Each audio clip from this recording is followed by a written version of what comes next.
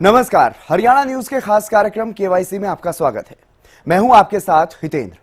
KYC यानी कि know your constituency. देश के सबसे बड़े चुनाव का समय चल रहा है और ऐसे में अपने संसदीय क्षेत्र के बारे में जानना बेहद जरूरी हो जाता है। आज के इस खास कार्यक्रम में बात करेंगे संसदीय सीट अंबाला, कुरुक्षेत्र, करनाल, सोनीपत और रोहतक की। इन संसदीय क्षेत्रों में क्या है सियासी समीकरण, कौन से दल का रहता है दबदबा, अब तक कौन कौन यहां से बन चुका है सांसद, सब कुछ आपको बताएंगे। आप देखते रहिए हमारा खास कार्यक्रम केवाईसी।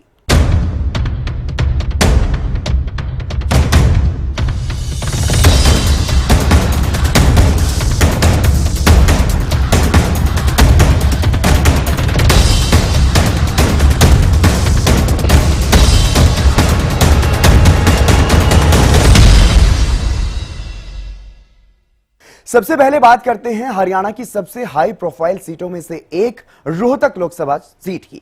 यह क्षेत्र जाटलैंड के नाम से मशहूर है और यहां राजनीतिक घरानों का सिक्का चला है, लेकिन इस सीट पर बड़े बड़े उलटफेर भी समय समय पर देखने को मिले हैं।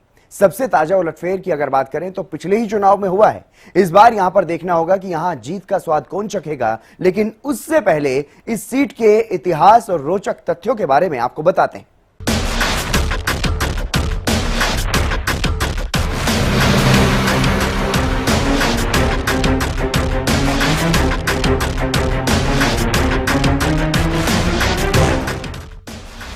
रोहतक लोकसभा सीट देश की सबसे पुरानी सीटों में से एक है और ये सीट काफी हाई प्रोफाइल सीट भी मानी जाती है। इस सीट का सियासी इतिहास काफी रोचक रहा है। जाटलैंड रोहतक सीट को हुड्डा परिवार का गढ़ माना जाता है। इस सीट से हुड्डा परिवार की 3 पीढ़ियां संसद पहुंची हैं। आजादी के बाद पहली बार साल 1952 में यहाँ लोकसभा चुनाव हुए थे तो पहली बार स्वतंत्रता सेनानी रहे चौधरी रणबीर हुड्डा सांसद चुने गए। चौधरी रणबीर हुड्डा रोहतक से 2 बार सांसद बने तो उनके बेटे और पूर्व सीएम भूपेंद्र सिंह हुड्डा रोहतक से 4 बार सांसद चुने गए। पूर्व सीएम हुड्डा के बेटे दीपेंद्र हुड्डा भी रोहतक से 3 बार सांसद रह चुके हैं। हालांकि इस सीट से हरियाणा के कद्दावर नेता चौधरी देवीलाल का भी गहरा नाता रहा है। 1989 में चौधरी देवीलाल रोहतक से सांसद चुने गए थे, लेकिन उसके बाद लगातार 3 बार देवीलाल को हार का सामना करना पड़ा, क्योंकि 1989 में रोहतक और राजस्थान के सीकर से वो सांसद चुने गए थे। उन्होंने रोहतक से इस्तीफा देकर सीकर का प्रतिनिधित्व किया, जिससे नाराज होकर रोहतक के लोगों ने उन्हें फिर कभी मौका ही नहीं दिया। तो वहीं पहली बार साल 2019 में रोहतक संसदीय क्षेत्र में बीजेपी का कमल खिला और मोदी लहर में यहां से 3 बार सांसद रह चुके दीपेंद्र हुड्डा को भी हार का सामना करना पड़ा। और चलिए अब आपको बता देते हैं रोहतक से अब तक कौन कौन सांसद रहा है। साल 1952 में रणबीर सिंह हुड्डा यहां से सांसद बने। कांग्रेस की टिकट पर उन्होंने चुनाव जीता। एक बार फिर से साल 1957 में कांग्रेस की टिकट पर ही रणबीर सिंह हुड्डा दोबारा यहां से सांसद बने। 1962 में जनसंघ के लहरी सिंह यहां से चुनाव जीते। 1967 में कांग्रेस के चौधरी रणधीर सिंह यहां से सांसद चुने गए।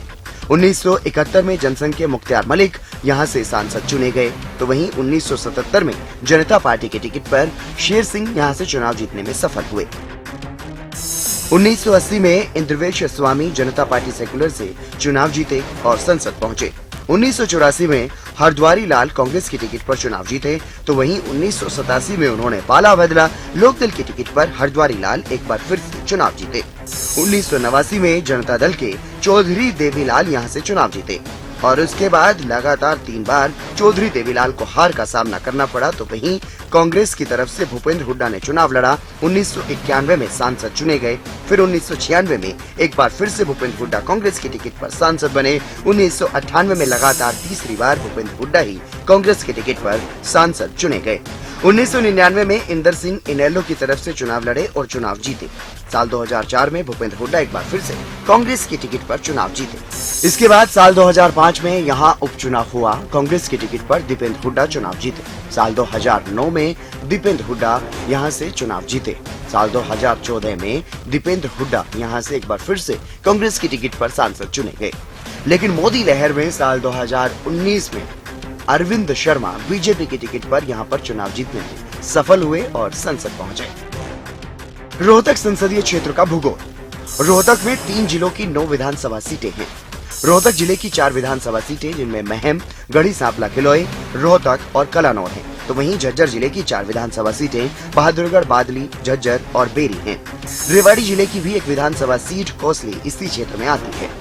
रोहतक का जातीय समीकरण, क्षेत्र में सबसे ज्यादा जाट मतदाताओं की संख्या। ब्राह्मण, यादव और पंजाबी वोटर्स निभाते हैं निर्णायक भूमिका। अनुसूचित जाति के मतदाताओं का भी खासा प्रभाव। साल 2019 का चुनाव परिणाम। लोकसभा चुनाव में साल 2019 में यहां बड़ा उलटफेर हुआ। साल 2019 में रोहतक सीट पर पहली बार कमल खिला। 3 बार सांसद रहे पूर्व सीएम भूपेंद्र सिंह हुड्डा के बेटे दीपेंद्र हुड्डा को भी हार का सामना करना पड़ा। 7,503 वोटों से बीजेपी के अरविंद शर्मा ने दीपेंद्र हुड्डा को हराया। रोहतक की पहचान हुड्डा परिवार के गढ़ के रूप में होती है। भले ही मोदी लहर के बावजूद साल 2014 में दीपेंद्र हुड्डा जीतने में सफल रहे हों, लेकिन साल 2019 में हुड्डा परिवार के हाथ से ये सीट फिसल गई थी। हालांकि इस बार यहाँ का चुनाव परिणाम किसके पक्ष में आता है, ये देखना बेहद दिलचस्प रहने वाला है। देश की राजधानी दिल्ली और उत्तर प्रदेश से सटी हुई सोनीपत लोकसभा सीट की बात करते हैं। ये सीट भी जाटलैंड के नाम से ही मशहूर है। तो वहीं इस सीट पर कई बार बड़े बड़े उलटफेर देखने को मिले। यहां से चौधरी देवीलाल और पूर्व सीएम भूपेंद्र सिंह हुड्डा सरीखे दिग्गजों को भी हार का सामना करना पड़ा है। क्या है सोनीपत लोकसभा सीट का रोचक इतिहास, इस रिपोर्ट में आप देखिए।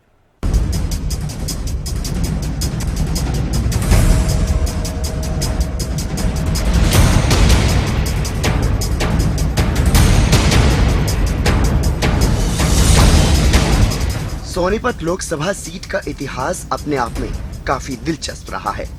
सोनीपत लोकसभा सीट की पहचान जाटलैंड के रूप में होती है। 1977 में रोहतक से अलग होकर सोनीपत नई संसदीय सीट बनी, जिसके बाद से यहां चुनावों में बड़े उलटफेर भी देखने को मिले। साल 2019 में पूर्व सीएम भूपेंद्र सिंह हुड्डा को भी यहां हार का सामना करना पड़ा और करीब 2.25 लाख मतों से बीजेपी के रमेश कौशिक यहां से लगातार दूसरी बार जीते थे। इससे पहले साल 2014 में भी बीजेपी उम्मीदवार रहे रमेश कौशिक को ही यहां जीत मिली थी। तो वहीं इससे पहले इसी सीट पर हरियाणा के सियासी दिग्गज चौधरी देवीलाल को हार का मुंह देखना पड़ा था। साल 1980 की बात है। शानदार जीत हासिल करने के बाद साल 1984 के अगले चुनाव में ही देवीलाल को यहां हार का सामना करना पड़ा था। सोनीपत से अब तक के सांसद। साल 1977 में मुख्तियार मलिक जनता पार्टी की टिकट पर सांसद बने। तो वहीं साल 1980 में जनता पार्टी सेक्युलर की सीट से देवीलाल यहां से सांसद बने। 1984 में कांग्रेस के धर्मपाल मलिक जीते। 1989 में केपी शास्त्री जनता दल की टिकट पर सांसद बने। 1991 में कांग्रेस के धर्मपाल मलिक एक बार फिर से चुनाव जीते और सांसद बने। 1996 में निर्दलीय रहे अरविंद शर्मा यहां पर चुनाव जीतने में सफल हुए। इसके अलावा 1998 में इनेलो से किशन सिंह सांगवान जीते। 1999 में उन्होंने बीजेपी का दामन थामा और किशन सिंह सांगवान यहां से एक बार फिर से सांसद बने। साल 2004 में बीजेपी की टिकट पर ही किशन सिंह सांगवान तीसरी बार सांसद बने। साल 2009 में कांग्रेस से जितेंद्र मलिक सांसद बने। साल 2014 में बीजेपी की टिकट पर रमेश चंद्र कौशिक सांसद बने। साल 2019 में एक बार फिर से रमेश चंद्र कौशिक ही यहां से सांसद बने। सोनीपत का जातीय समीकरण। क्षेत्र में सबसे ज्यादा जाट वोटर्स की संख्या है। गैर जाट वोटर्स समीकरण बदलने की क्षमता रखते हैं। पंजाबी, ब्राह्मण, बनिया, राजपूत वोटर्स यहां पर निर्णायक भूमिका निभाते हैं। साल 2019 में सोनीपत रही हाई प्रोफाइल सीट। कांग्रेस ने जाटलैंड में पूर्व सीएम हुड्डा पर दांव लगाया।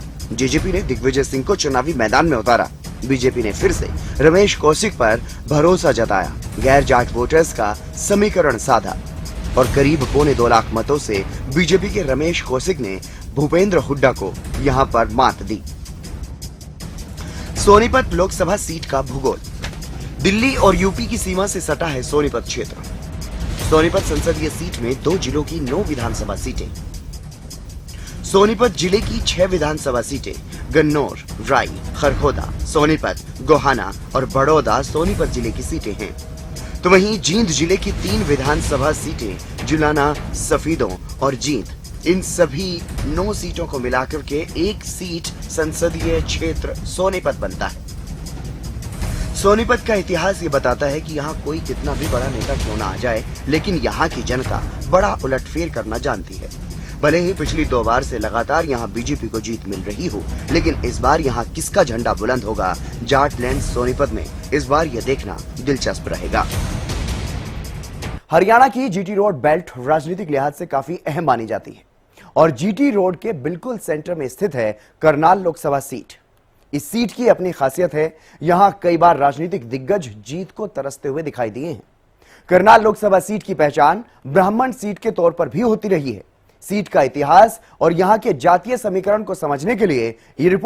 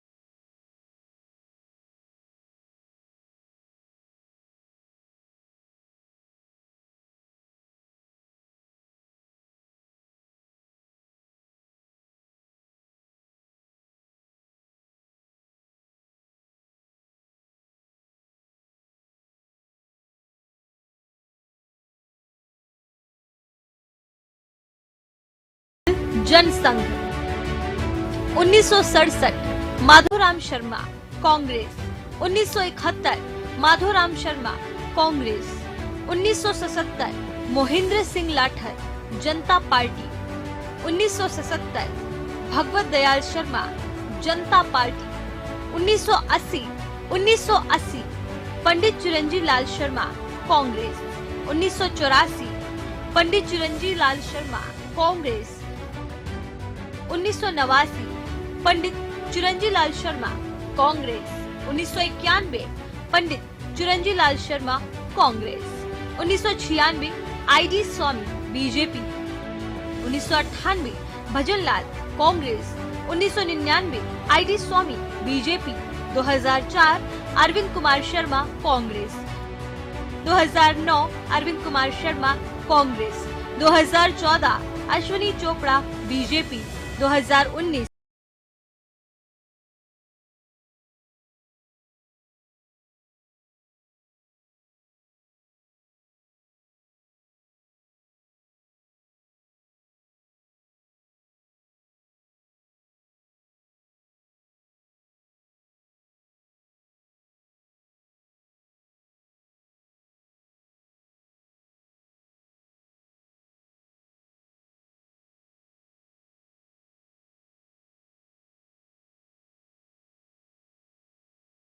2014 के बाद से अब तक लगातार 2 चुनाव में इसी समाज के उम्मीदवार यहां से जीत रहे हैं। हालांकि करनाल लोकसभा में दूसरे नंबर पर जाट मतदाता आते हैं, तो वहीं तीसरे नंबर पर ब्राह्मण मतदाता हैं। रोड मतदाताओं की संख्या भी लगभग ब्राह्मणों के बराबर ही है, लेकिन इस सीट पर ज्यादातर ब्राह्मण उम्मीदवारों को ही जीत मिली है। करनाल का जातीय समीकरण, सबसे बड़ी आबादी पंजाबी खत्री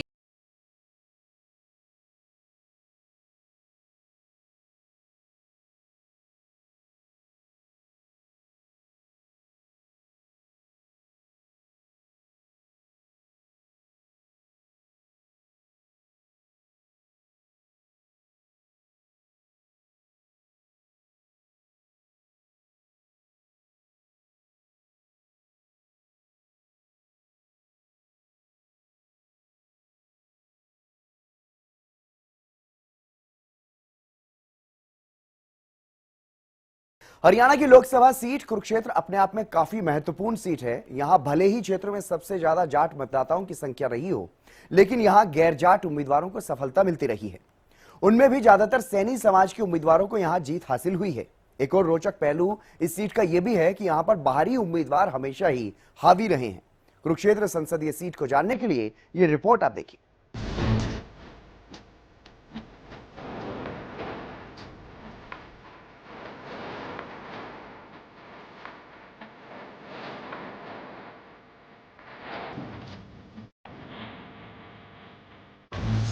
कुरुक्षेत्र सीट का इतिहास। कुरुक्षेत्र लोकसभा सीट, जिसका गठन 1977 में हुआ, इस सीट का काफी रोचक इतिहास रहा है। ये सीट भी उन चुनिंदा सीटों में गिनी जाती है जहां बाहरी उम्मीदवारों का दबदबा ज्यादा रहा है। इस सीट पर बाहरी उम्मीदवार हमेशा ही हावी रहे। यहाँ से एकमात्र नाम कैलाशो सैनी का है, जो सांसद चुनी गई और कुरुक्षेत्र की निवासी रही हैं। कुरुक्षेत्र सीट पर बाहरी उम्मीदवार हमेशा ही भारी रहे। 1977 में करनाल के रहने वाले रघुवीर सिंह जीते। 1980 में नारनौल के मनोहर लाल सैनी जीते। 1984 में टोहाना के रहने वाले हरपाल सिंह को जीत मिली। तो 1989 में करनाल के रहने वाले गुरदयाल सिंह जीते। 1991 में करनाल के ही रहने वाले तारा सिंह जीते। 1996 में हिसार के रहने वाले उद्योगपति ओम प्रकाश जिंदल सांसद बने। सिर्फ 1998 और 1999 में कुरुक्षेत्र की रहने वाली कैलाशो सैनी यहाँ से 2 बार लगातार सांसद चुनी गई। 2004 और 2009 में हिसार निवासी नवीन जिंदल यहाँ से सांसद बने। 2014 में नारायणगढ़ के रहने वाले राजकुमार सैनी जीते। तो 2019 में फिर से नारायणगढ़ के ही निवासी नायब सिंह सैनी यहाँ से सांसद बने। चलिए अब आपको बताते हैं कि किस दल से कब और कौन यहाँ पर सांसद बना। 1977 में पहली बार रघुवीर विर्क जनता पार्टी की टिकट पर सांसद बने। 1980 में जनता पार्टी सेक्युलर की टिकट पर मनोहर लाल सैनी चुनाव जीते। 1984 में कांग्रेस के हरपाल सिंह जीते। 1989 में जनता दल के गुरदयाल सैनी यहां से सांसद चुने गए। 1991 में कांग्रेस के तारा सिंह, 1996 में हवीपा के ओम प्रकाश जिंदल यहां से चुनाव जीते। 1998 में इनेलो की टिकट पर कैलाशो देवी यहां से सांसद चुनी गई। तो 1999 में एक बार फिर से कैलाशो देवी ही इनेलो की टिकट पर सांसद बने। 2004 में नवीन जिंदल कांग्रेस की टिकट पर सांसद बने। साल 2009 में एक बार फिर से कांग्रेस की टिकट पर नवीन जिंदल ही यहां से सांसद चुने गए। साल 2014 में मोदी लहर में बीजेपी की टिकट पर राजकुमार सैनी यहां से सांसद बनने में सफल हुए। इसके बाद साल 2019 में एक बार फिर से बीजेपी की टिकट पर चुनाव लड़ने वाले नायब सैनी यहां पर जीतने में सफल हुए। कुरुक्षेत्र संसदीय सीट का भूगोल। कुरुक्षेत्र संसदीय सीट में कुल 9 विधानसभा क्षेत्र आते हैं, जिनमें कैथल जिले के कैथल, गुहला, पुंडरी और कलायत विधानसभा क्षेत्र। इसी तरह से कुरुक्षेत्र जिले के थानेसर, शाहाबाद, लाडवा और पिहोवा विधानसभा क्षेत्र, तो वहीं यमुनानगर जिले का एकमात्र विधानसभा क्षेत्र रादौर इस सीट में आता है। कुरुक्षेत्र सीट का जातीय समीकरण। कुरुक्षेत्र संसदीय सीट में सबसे अधिक जाट मतदाताओं की संख्या है। यहाँ जाट मतदाता 14% हैं और इसके साथ ही 4% जट सिख मतदाता हैं, यानी करीब 18% वोट जाटों के हैं। दूसरे नंबर पर ब्राह्मण और सैनी मतदाताओं की संख्या भी 8% है, यानी कि करीब 16% वोट ब्राह्मण और सैनी मतदाताओं के। दलित मतदाताओं की संख्या भी करीब 12% है। इसके अलावा पंजाबी समुदाय के 6% मतदाता हैं, जबकि अग्रवाल समुदाय के 5% मतदाता इस क्षेत्र में हैं। कुरुक्षेत्र की सीट पर इस बार का सियासी घमासान काफी दिलचस्प रहने वाला है, क्योंकि इस सीट पर सभी दलों की नजरें हैं और दिग्गज नेताओं को चुनावी मैदान में उतारा गया है। हालांकि 4 जून को ही स्थिति साफ होगी कि इस बार कौन इस सीट पर बाजी मारेगा। और अब बात करते हैं अंबाला की। अंबाला हरियाणा की सबसे पुरानी लोकसभा सीट है।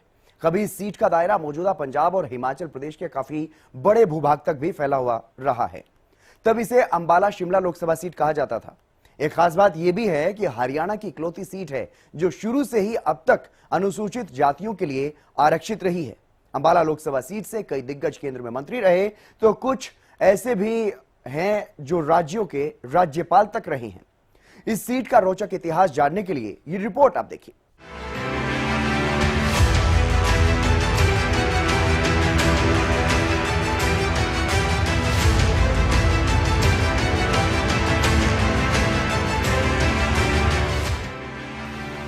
पंजाब और हिमाचल की सीमा से लगती संसदीय सीट अंबाला हरियाणा की आरक्षित सीट है। प्रदेश की सबसे पुरानी लोकसभा सीट है। इस सीट का इतिहास भी काफी रोचक है। यहाँ की राजनीति की बात करें तो अंबाला के दिग्गज केंद्रीय मंत्री ही नहीं बल्कि कई राज्यों के राज्यपाल तक भी रह चुके हैं। यहाँ से सांसद रहे रतनलाल कटारिया केंद्र सरकार में राज्य मंत्री रहे। यहीं से अपनी राजनीति की पारी शुरू करने वाली सुषमा स्वराज देश की विदेश मंत्री रही। सुषमा स्वराज दिल्ली की सीएम भी रही, जबकि स्वर्गीय सूरजभान उत्तर प्रदेश और हिमाचल के राज्यपाल रहे। कुमारी सैलजा भी केंद्रीय मंत्री रही। इस सीट पर कभी कांग्रेस का वर्चस्व रहा, लेकिन अब यहाँ बीजेपी की तूती बोलती है। लगातार 2 बार से बीजेपी उम्मीदवार को ही यहाँ से जीत मिल रही है। और चलिए अब आपको बताते हैं अंबाला से किस पार्टी से कब कौन सांसद रहा। साल 1967 में जनसंघ की टिकट पर सूरजभान यहां से सांसद बने। 1971 में कांग्रेस के डॉक्टर रामप्रकाश यहां से चुनाव जीते। 1977 में फिर जनता पार्टी से सूरजभान ही सांसद चुने गए। 1980 में एक बार फिर से जनता पार्टी की टिकट पर सूरजभान की जीत हुई। 1984 में डॉक्टर रामप्रकाश कांग्रेस की टिकट पर चुनाव जीते। 1989 में फिर से डॉक्टर रामप्रकाश। 1991 में एक बार फिर तीसरी बार लगातार डॉक्टर रामप्रकाश ही यहां से चुनाव जीतने में सफल हुए। तो 1996 में बीजेपी के सूरजभान यहां से चुनाव जीते। 1998 में अमन नागरा बसपा से चुनाव जीते। 1999 में रतनलाल कटारिया बीजेपी के उम्मीदवार के रूप में विजयी हुए।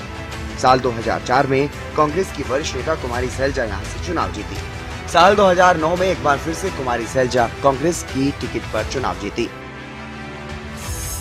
साल 2014 में रतनलाल कटारिया बीजेपी की टिकट पर चुनाव जीते। साल 2019 में एक बार फिर से रतनलाल कटारिया बीजेपी की टिकट पर चुनाव जीते और केंद्र सरकार में राज्य मंत्री भी बने। अंबाला सीट का भूगोल। अंबाला लोकसभा क्षेत्र में 3 जिलों के कुल 9 विधानसभा क्षेत्र शामिल हैं। पंचकूला जिले के 2 विधानसभा क्षेत्र कालका और पंचकूला। अंबाला जिले के 4 विधानसभा क्षेत्र नारायणगढ़, अंबाला कैंट, अंबाला शहर और मुलाना। इसके अलावा यमुनानगर जिले के 3 विधानसभा क्षेत्र साढौरा, जगाधरी, यमुनानगर विधानसभा क्षेत्र अंबाला संसदीय सीट में ही आते हैं। अंबाला संसदीय सीट का जातिगत समीकरण। अनुसूचित जाति व पिछड़ा वर्ग के मतदाताओं की तादाद सबसे ज्यादा है। ब्राह्मण, बनिया, पंजाबी और राजपूत वोट बैंक भी निर्णायक भूमिका निभाते हैं। वाल्मीकि समाज की करीब 1 लाख वोट है। अरोड़ा खत्री समाज के करीब 2.25 लाख मतदाता है। 1.5 लाख के करीब ब्राह्मण मतदाता यहाँ पर हैं। जाट और बनिया भी करीब 1.25 लाख वोटर्स यहाँ पर हैं। राजपूत और गुर्जर समाज की भी महत्वपूर्ण भूमिका है, उन्हें भी दरकिनार नहीं किया जा सकता। अंबाला लोकसभा सीट पंजाब और हिमाचल से सटी होने के कारण काफी महत्वपूर्ण संसदीय क्षेत्र है। और जैसा कि हमने जाना कि यहाँ से चुने गए नेता देश की राजनीति में अहम भूमिका निभाते नजर आए हैं, तो यहाँ के चुनावी मुकाबले भी काफी दिलचस्प रहे हैं। हालांकि इस बार देखना होगा कि यहाँ किसका सिक्का चलेगा। तो आज के इस खास कार्यक्रम में हमने बात की संसदीय क्षेत्र अंबाला, कुरुक्षेत्र, करनाल, सोनीपत और रोहतक की। इन 5 सीटों पर इस बार का मुकाबला भी काफी दिलचस्प रहने वाला है। पिछले चुनाव की अगर बात करें तो इन सभी सीटों पर बीजेपी को जीत हासिल हुई थी, लेकिन इस बार चुनावी परिणाम क्या रहेंगे ये जानने के लिए बस थोड़ा सा इंतजार और है। 4 जून को चुनावी परिणाम सामने आ ही जाएंगे, तब तक इंतजार करना पड़ेगा। लेकिन चुनाव से संबंधित हर जानकारी के लिए आप देखते रहिए हरियाणा न्यूज।